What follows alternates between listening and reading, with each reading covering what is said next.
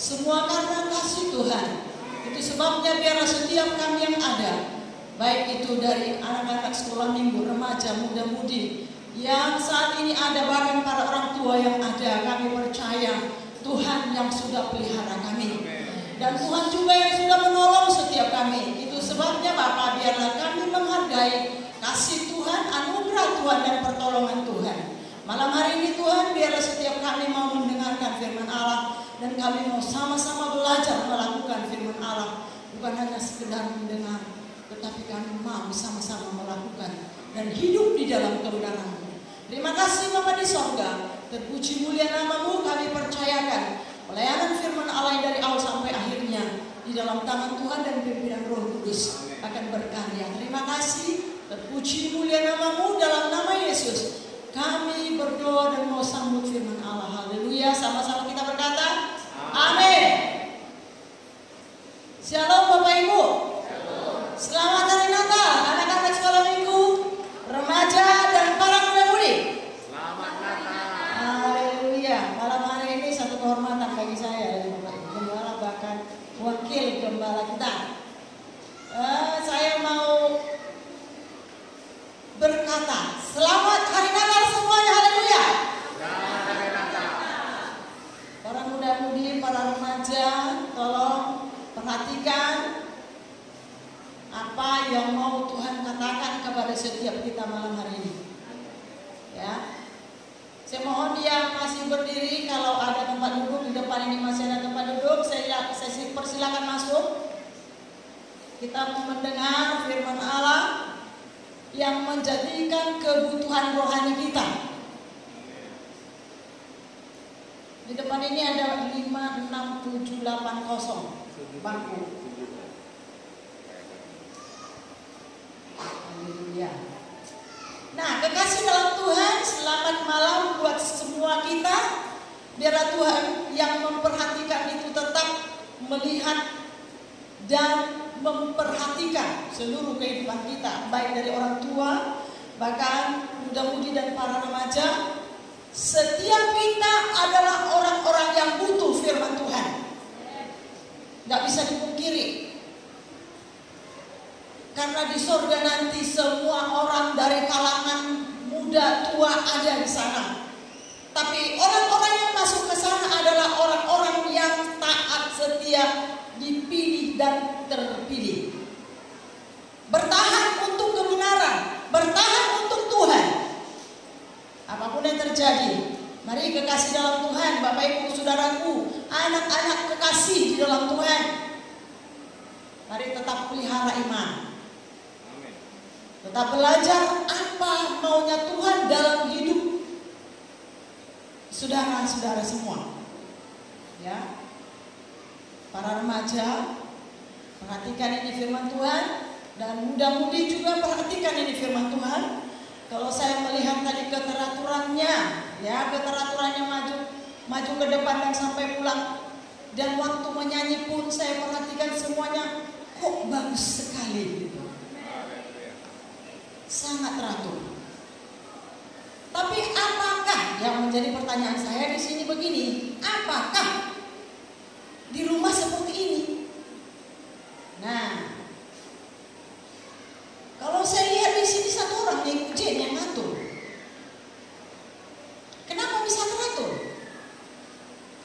Kalau saya minta dan Tuhan pun maunya ini, bagaimana keteraturan saudara-saudari tadi semua maju ke depan dan sampai pulang, bahkan disuruh nyanyi tugas apa segala macam tadi bisa teratur. Maunya sampai di rumah seperti ini. Haleluya. Mantap loh. Ini semua anak-anak rohani loh, anak-anak jemaat. Kalau semuanya nanti sudah pada berkeluarga, mungkin ada yang sudah berangkat, ada yang belum.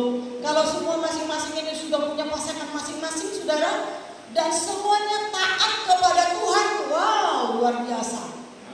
Dan saudara-saudari adalah generasi penerus dari gereja Tuhan di akhir zaman. Malam hari ini, hari Natal muda-mudi yang sudah dinanti-nantikan mungkin beberapa waktu yang lalu, inilah malam yang dinanti-nantikan.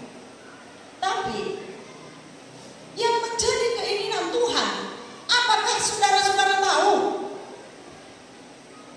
Kelahiran Yesus itu 2000 tahun yang lalu itu, lebih kurang. Tapi sekarang Yesus itu sudah ada di hati. Amin. Kemarin waktu kami pulang dari makan rayong, saya pikir Bapak Gembala hanya ngomong tok gitu loh.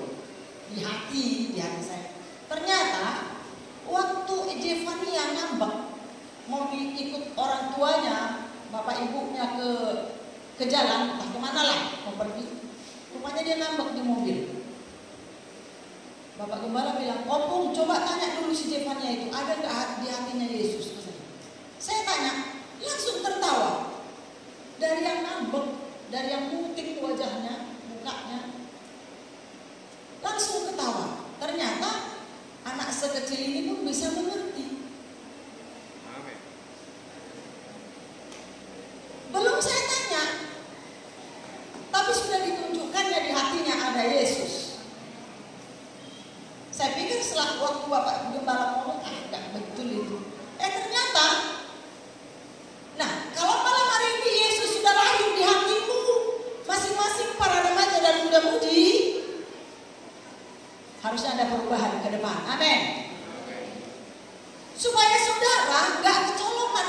pada waktu-waktu yang akan datang. Karena kita melihat banyak hal-hal yang akan membawa saudara-saudara dan kita semua kepada kelemahan, bahkan kepada kerusakan iman, bahkan penurunan iman pada masa-masa yang akan datang. Makanya dari sekarang, saudara-saudaraku yang kekasih dalam Tuhan, kita belajar mempertahankan apa yang sudah kita terima dari Tuhan. Ya. Di remaja firman Allah disampaikan, di para muda-mudi juga firman Allah disampaikan, bahkan di orang tua juga firman Allah disampaikan. Yang jelas cara kita menangkap firman Allah itu berbeda-beda, tapi Tuhan mau hati kita ini betul-betul bisa menerima dengan lembut apa yang menjadi firman Tuhan. Yesus sudah lahir di hatiku dan di hatimu masing-masing. Tetapi apakah kelahiran Yesus itu benar-benar membawa kita kepada satu dampak perubahan tentang perjalanan iman, atau saudara yang tahu? Tapi yang jelas, setiap orang baik kecil, baik tua maupun muda, semuanya butuh Tuhan, dan hanya Tuhan yang sanggup mengubah hati dan sikap kita semua. Nah, malam hari ini kekasih dalam Tuhan, Yesus itu lahir sebagai, kalau kita lihat di setiap kelahiran, di setiap hari-hari Natal, Yesus lahir. Tetapi kebanyakan Yesusnya hanya lahir tok, gak bisa berkembang, gak bisa beranjak. Tapi malam hari ini kekasih dalam Tuhan, biarlah arti kelahiran Yesus itu benar-benar bisa mengubah kekanak-kanakan kita menjadi dewasa rohani di dalam Tuhan.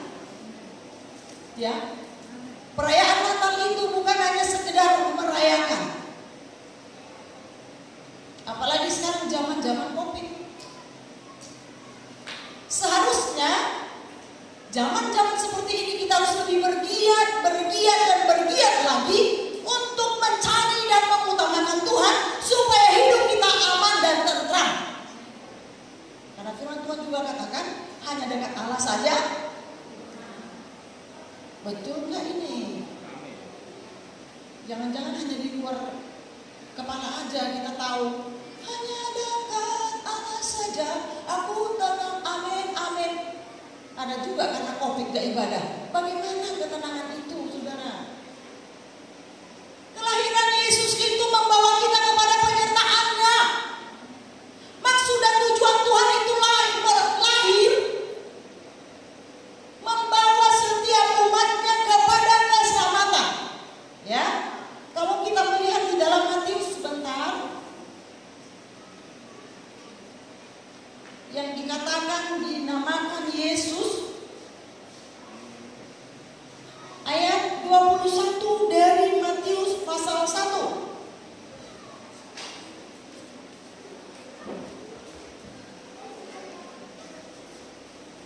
Saya akan bacakan.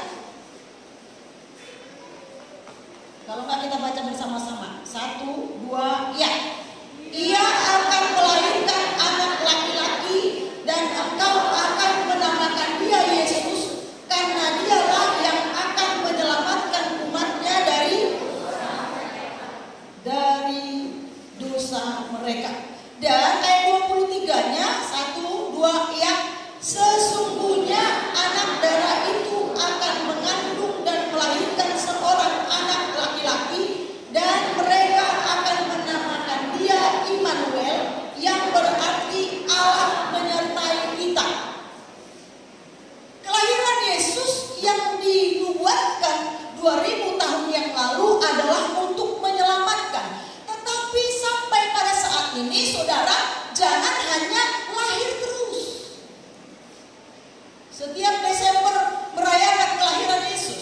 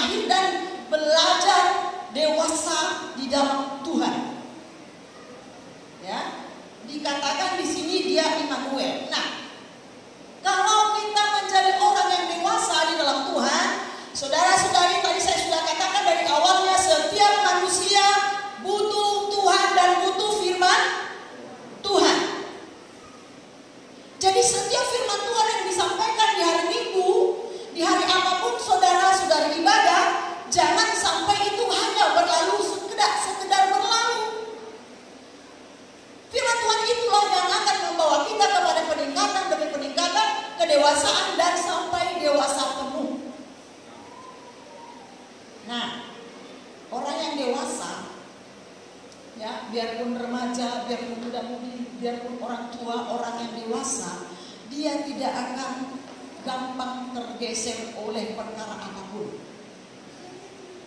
Terlebih pada COVID sekarang ini, semua orang ketakutan, tetapi orang yang di dalam Tuhan katakan jangan takut.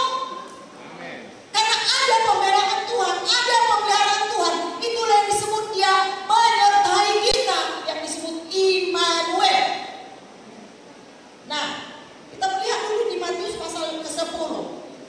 Intinya yang harus kita pelajari, saudara, Bapak Ibu kekasih dalam nama Tuhan, di dalam Matius pasal 10 ayat 28. Sama-sama kita baca, sudah dapat? Remaja sudah dapat? Muda-mudi sudah dapat? Ya, mari kita sama-sama baca. 1, 2, ya. Dan janganlah kamu takut kepada mereka yang dapat membunuh tubuh, tetapi yang tidak berkuasa membunuh jiwa. Takutlah terutama kepada Dia yang berkuasa membinasakan baik jiwa maupun tubuh di dalam neraka. Jadi, Bapak Ibu kekasih dalam Tuhan, para remaja dan para muda-mudi harus tahu dan harus mengerti bahwasanya surga dan neraka itu ada. Jadi kalau jiwa dan rohmu itu saudara permainkan dengan firman Tuhan yang saudara dengar setiap hari, setiap waktu, itu yang akan menuntunmu sampai kepada ke neraka. Tetapi Tuhan katakan, saudara, hidup kekal itu diberikan kepada orang yang setia, orang yang tekun, orang yang taat kepada Tuhan. Kalau hari Minggu saya tangkap firman Tuhan begini, 3 hal yang perlu diikuti. Yang pertama, iman yang murni. Yang kedua, ada yang dapat? Yang pertama, iman yang murni. Yang kedua, Bapak Gembala sampaikan itu.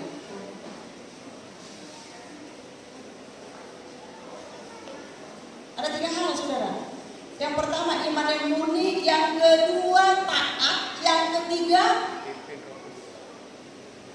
dipimpin oleh Roh Kudus. Jadi saudara, adapun saudara malam hari ini kita ada merayakan ataupun bernatal, saudara, adalah karena Tuhan yang masih menganugerahkan kekuatan dan nafas kehidupan. Dalam arti kata firman Tuhan tadi, Ia dinamakan Immanuel, yang berarti Allah beserta kita. Sebenarnya inti dari pengikutan kita kepada Tuhan, saudara, inti dari segala pengikutan, pengiringan kita kepada Tuhan adalah iman kita harus murni.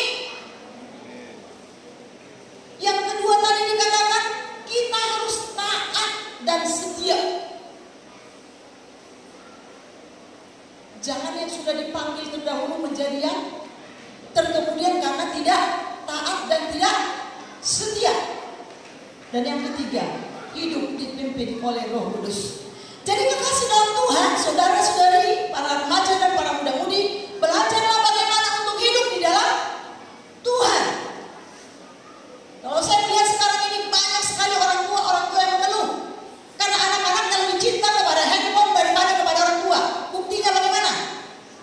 Saya kasih tahu satu, buktinya aja. Cuci dulu piring. Iya Mak, mau kerjakan pun, tapi tangan gak pernah berhenti. Orang yang dewasa, dia pasti tahu tugasnya.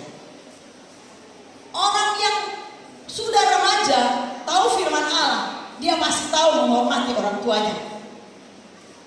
Dan setiap kita, saudara yang kasih Tuhan, para orang tua, belajarlah untuk mengerti maksud dan rencana Tuhan.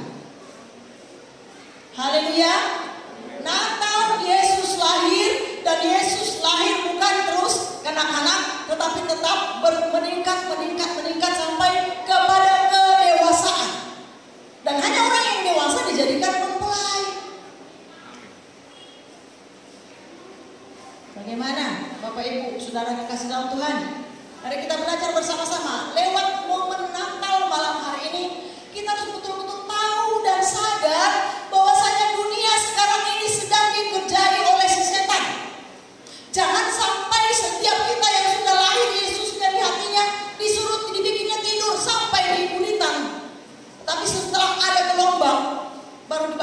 Yesusnya. Ini sering disampaikan. Tapi mari saudara kekasih dalam Tuhan, Bapak Ibu, dikatakan dalam firman Tuhan ini, dan janganlah kamu takut kepada mereka yang dapat membunuh tubuh. Bisa jadi mungkin banyak orang terbunuh, banyak orang dibunuh, banyak keluarga, orang tua membunuh anak, anak membunuh orang tua. Ini dikatakan karena tidak ada firman Allah dalam hidupnya. Yesusnya tetap menjadi kanak-kanak, Yesusnya tetap ditidurkan. Tapi orang yang tahu firman Allah, orang yang tahu kebenaran, Yesusnya tetap bangun dan bangun dan bangun. Amin. Para remaja dan muda-mudi, jangan membuat orang tuamu sedih. Haleluya. Jangan lebih sayang sama handphone lah. Tadi ada saya dengar pujian, di doa ibuku namaku disebut. Pernah nggak saudara mendoakan orang tuamu? Kalau orang tua tiap hari menangis berdoa, apalagi yang sekarang ini belum putus pusarnya sudah tahu handphone. Sampai handphone yang merajai hati dan pikirannya. Hanya berjanji, ya Tuhan. Kalau didengar firman Tuhan, ya amin. Tapi aminnya sekilas info. Habis itu game. Ini, itu. Disuruh belajar daring sekejap, selesai udah belajar yang lain. Jadi kekasih dalam Tuhan, saudara-saudariku, anak-anak kami semuanya, belajarlah mengerti kalau Yesus lahir itu membawa kita kepada satu keselamatan, dan yang menyelamatkan itu bukan kanak-kanak terus, harus meningkat dewasa. Makanya dikatakan di sini, janganlah takut kepada mereka. Pada waktunya nanti, saudara, semakin banyak mendengar firman Tuhan, semakin banyak melakukan firman Tuhan, semakin banyak kita tahu apa-apa yang akan kita alami. Ya. Di ayat ini dikatakan, dan janganlah kamu takut kepada mereka yang dapat membunuh tubuh, tetapi yang tidak berkuasa membunuh jiwa. Takutlah terutama kepada Dia yang berkuasa membinasakan baik jiwa maupun tubuh di dalam. Artinya di sini kita diajar takut sama siapa? Takut sama Tuhan itu bersembunyi kah? Menutupi dosa kah? Takut kepada Tuhan itu artinya bagaimana, saudara? Melakukan kebenaran. Makanya dikatakan, carilah dahulu kerajaan Allah, maka semuanya akan. Saya pikir begini, sekilas. Saya bukan fanatik, tapi saya ada ini. Kenapa sampai pinahan semua bermatian? Ini sekilas saja. Saya enggak terlalu karena saya pikir begini.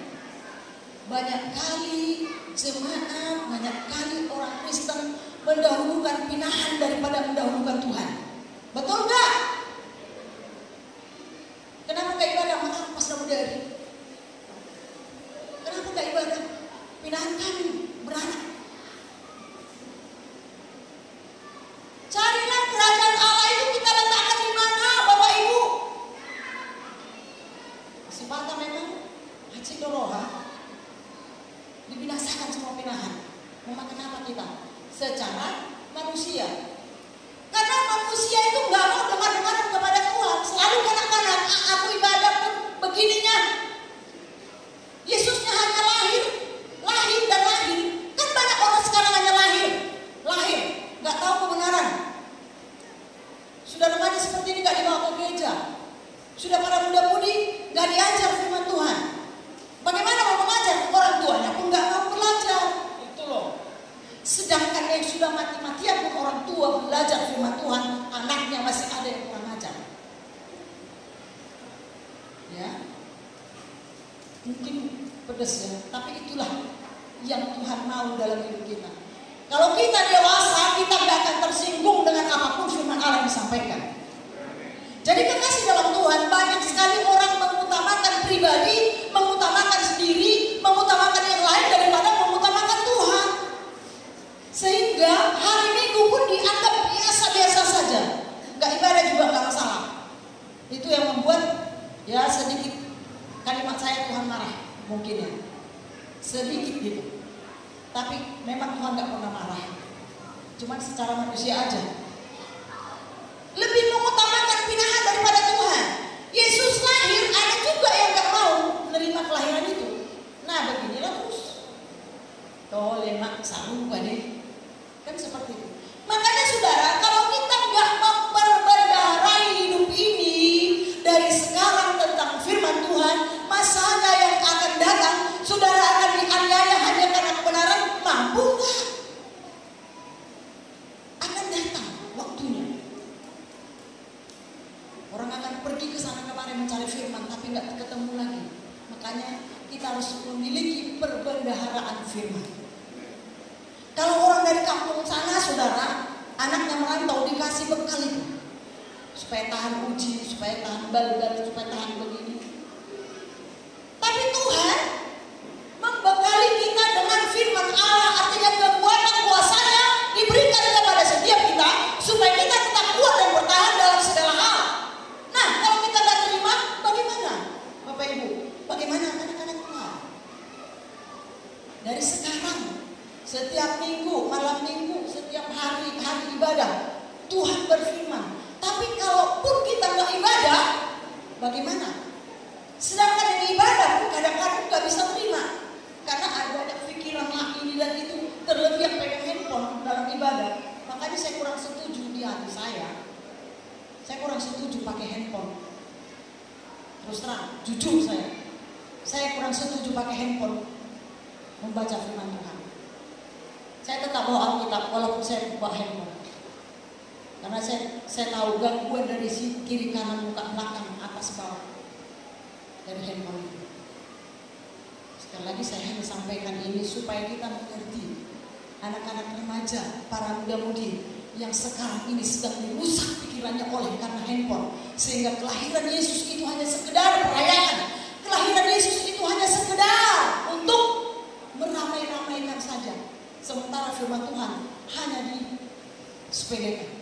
Nah, saudara, kita nggak memiliki kekuatan di hidup ini kalau bukan Tuhan yang ada, yang kita pelihara dalam hidup kita masing-masing. Makanya di sini dikatakan, kenapa dikatakan jangan takut? Karena setiap manusia wajar punya ketakutan. Tapi yang nggak wajarnya, manusia itu nggak mau tahu dengan Tuhan. Itu yang membuat manusia sendiri jatuh, gagal. Saya percaya orang-orang tua sekarang kalau nggak karena firman Tuhan mungkin sudah gagal. Nah, saudara-saudariku, remaja dan para muda-mudi, dengar firman Tuhan. Saudara harus membekali diri dengan firman Tuhan supaya saudara nggak takut pada waktunya nanti. Dikatakan di sini, dan janganlah kamu takut kepada mereka yang dapat membunuh tubuh, tetapi yang tidak berkuasa membunuh jiwa, itu manusia. Tapi dikatakan di sini, takutlah terutama kepada Dia yang berkuasa membinasakan baik jiwa maupun tubuh di dalam neraka. Jadi Tuhan berkuasa menghidupkan, dan Tuhan berkuasa membunuh, dan Tuhan berkuasa menolong setiap kita dengan cara-cara Tuhan sendiri. Tapi saudara dikasih oleh Tuhan, dikatakan di sini, meskipun manusia tidak bisa membinasakan jiwa dan apa di sini dikatakan? Jiwa maupun tubuh di neraka. Tuhan berkuasa atas hidup kita. Makanya dulu waktu Ayub dicobai iblis, Tuhan hanya katakan tubuhnya terserah, tapi nyawanya milikku, kata Tuhan. Seperti itulah saudara-saudari, jangan sampai kita terkecolongan oleh karena perbuatan kita di hadapan Tuhan. Kalau Yesus sudah lahir, mari pupuk terus dengan firman Allah, cari kebenaran terus, sehingga Yesus yang ada dalam pribadi kita itu boleh meningkat, beranjak dewasa, dan kita akan sampai kepada hidup yang kekal. Ya. Nanti di sini saudara, pada zaman yang akan datang dikatakan akan ada penyesatan, akan ada, dan ini sudah ada, tetapi belum mungkin sampai kepada kita. Tapi sudah ada. Tapi itu sebabnya kita harus memperbendaharai hidup kita masing-masing. Kalau kita lihat sebelumnya dari ayat yang ke-26, coba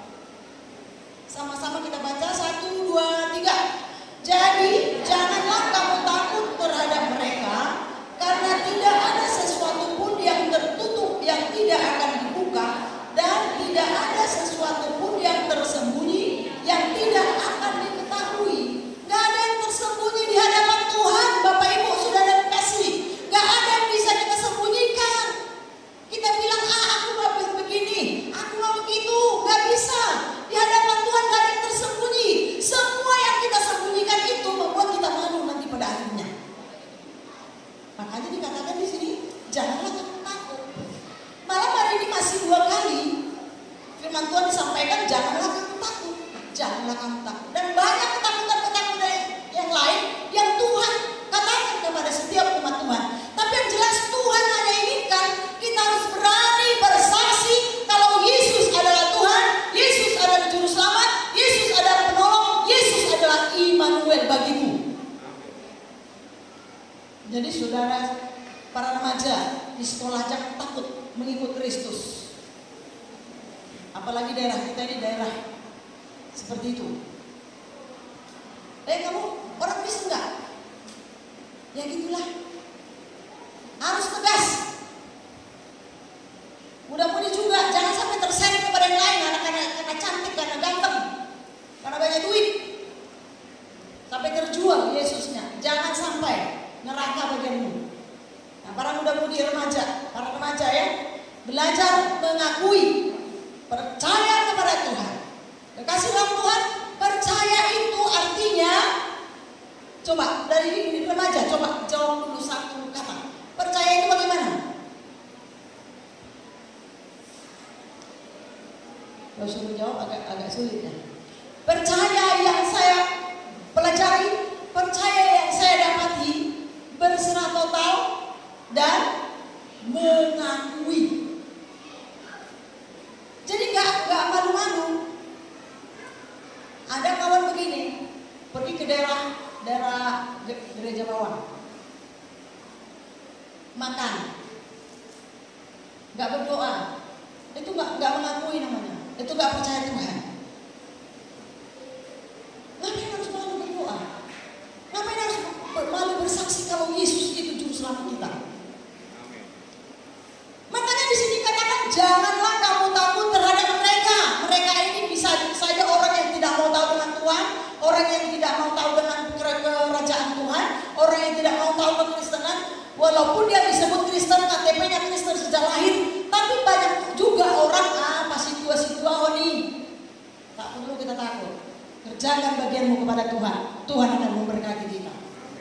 Yang jelas janganlah kamu takut kepada mereka, karena mereka itu gak ada apa-apanya. Terbukti saudara, masa COVID banyak orang yang besar sekalipun ketakutan kok gak ada yang berani.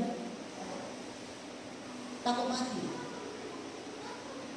Kekasih dalam Tuhan, para remaja, muda-mudi, Bapak Ibu, kekasih dalam Tuhan semuanya, marilah kita belajar memperbendaharai hidup kita ini dengan firman dan kuasa firman akan bekerja untuk kita bisa berkata-kata, untuk kita bisa berbuat sesuatu yang benar di hadapan Tuhan. Karena itu juga firman-Nya seperti kita lihat dulu di dalam ayat 20-nya. Mungkin ada orang yang takut, kalau nanti aku disidang bagaimana, kalau nanti aku ditangkap bagaimana. Saudara, ada jawaban-jawaban yang dari Tuhan lewat Roh-Nya yang akan berkata-kata. Ayat 21, 2, iya.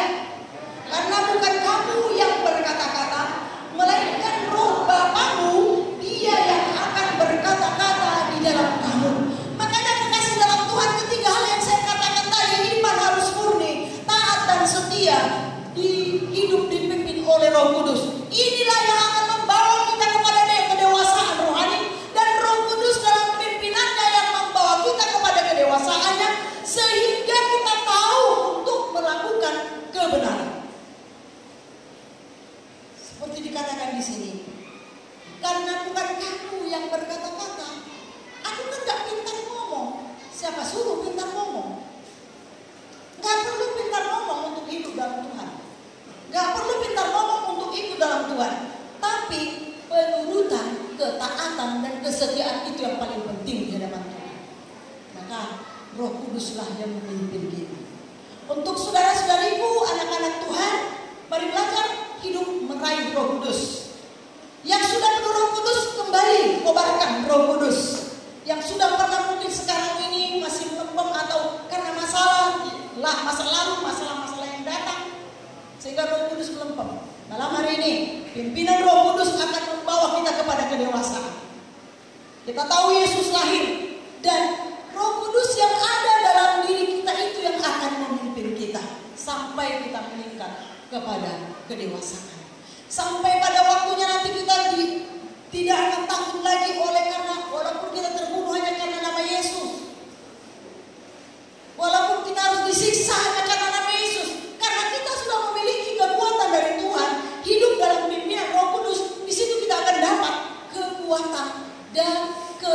kenyamanan hati. Jadi kita nggak perlu takut dengan virus-virus COVID. Yang kita perlu takut, kita harus belajar bagaimana Tuhan berfirman terus kepada setiap kita. Itu yang harus kita takuti. Dan ketakutan yang kita miliki ini bukan berarti kita harus jauh dari Tuhan, bukan bersembunyi dengan dosa. Kita harus tahu orang-orang yang akan menjatuhkan iman kita. Kita harus tahu dan menyadari karena Tuhan ada dalam hidup kita. Kalau Roh Kudus memimpin kita, kita akan tetap ada dalam pimpinannya, saudara, Bapak Ibu. Makanya dikatakan jangan takut, karena tidak ada yang tertutup, karena Dia pemegang kunci kamu. Kalau Dia sudah menutup, tidak akan ada yang bisa membuka.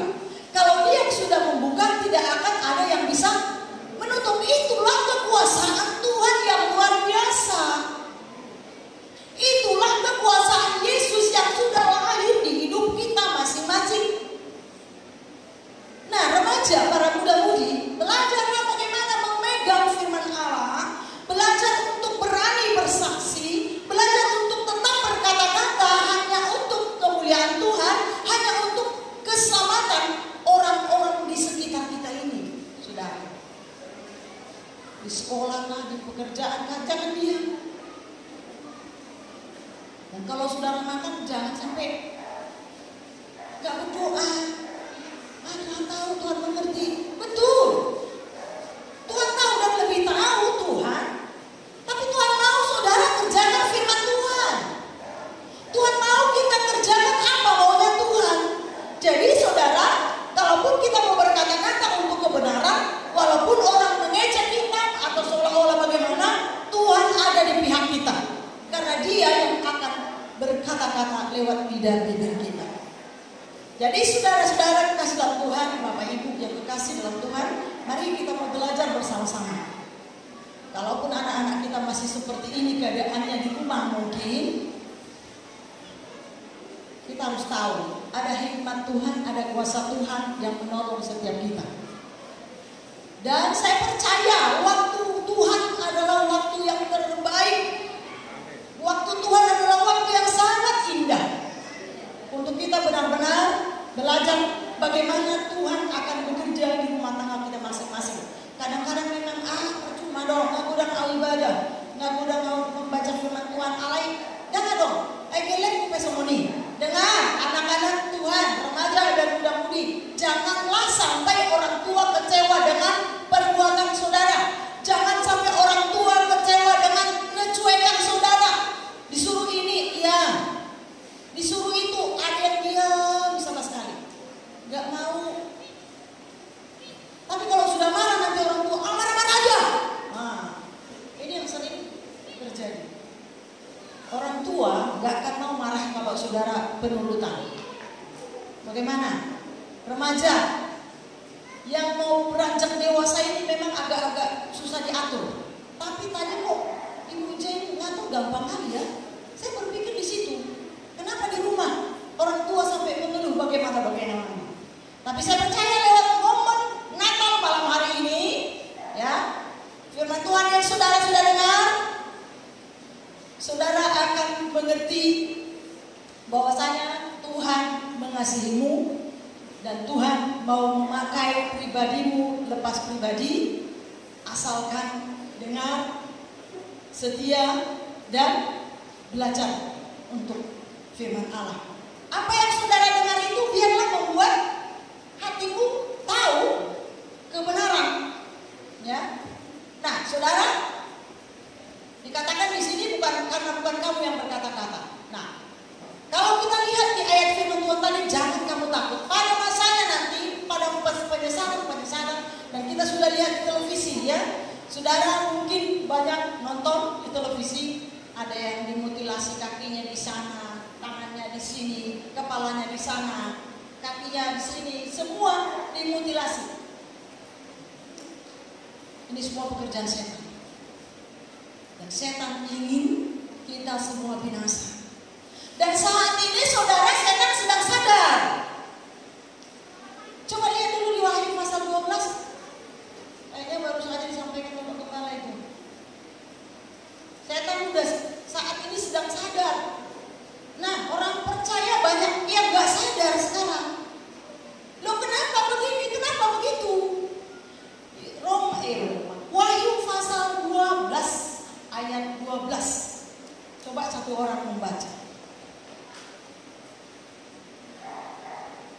Ayat bagian terakhirnya aja, bagian yang terakhir. Demikian firman Tuhan, Wahyu pasal 12 ayat yang 12 bagian terakhir B. Karena iblis telah turun kepadamu dalam geramnya yang dahsyat, karena ia tahu bahwa waktunya sudah singkat. Iya. Bapak Ibu kasih dalam Tuhan, saudara-saudariku yang kekasih, waktunya sudah singkat, waktu simbolis sudah singkat, makanya dia geram. Dahsyat geramnya sampai orang gampang lagi berbuat yang baik. Kemana-mana kita lihat pembunuhan, kemana kita lihat banyak sekali kejahatan, di mana-mana kita lihat banyak sekali orang cuek dengan Tuhan, di mana-mana kita melihat banyak sekali orang menjauh dari Tuhan. Dan itu semua pekerjaan si iblis, karena dia sadar waktunya sudah begitu singkat. Nah, orang percaya, saudara, Tuhan mau kita harus sadar waktu kita di bumi ini sudah singkat juga. Makanya kita mau beranjak ke surga. Mari belajar untuk takut akan Tuhan, belajar mengikuti kebenaran, dan belajarlah untuk hidup di dalam Tuhan supaya kita masuk kepada keselamatan. Ayat yang terakhir, mari kita baca ini di dalam Wahyu pasal 3. Saya undang kita semua bangkit berdiri. Sama-sama kita baca Wahyu pasal 3 ayat yang ke-11. 1, 2, iya. Aku datang segera. Peganglah apa yang ada padamu, supaya tidak seorang pun mengambil mahkotamu. Tuhan sudah menyediakan kepada setiap kita mahkota dan keselamatannya masing-masing kepada setiap kita. Jadi anak tidak bisa numpang sama orang tua tidak bisa numpang kepada anak tidak bisa numpang kepada abang kakaknya. Tapi yang jelas Tuhan katakan, aku datang segera, peganglah apa yang ada padamu. Firman Tuhan yang sudah kita dengar malam hari ini, kita pegang. Iblis sudah sadar, kita harus lebih sadar. Beranjak dari dosa, beranjak dari kesukaran, beranjak dari hidup yang susah, mau datang kepada Tuhan, karena Tuhan satu-satunya penolong dan penghibur bagi kita, dan Tuhan satu-satunya Immanuel bagi setiap kita. Itu sebabnya mari sama-sama kita belajar. Peganglah apa yang ada padamu, saudara kekasih dalam Tuhan, supaya tidak seorang pun yang mengambil. Percaya kepada Tuhan itu, saudara, berserah total dan mengakui Tuhan adalah kehidupan.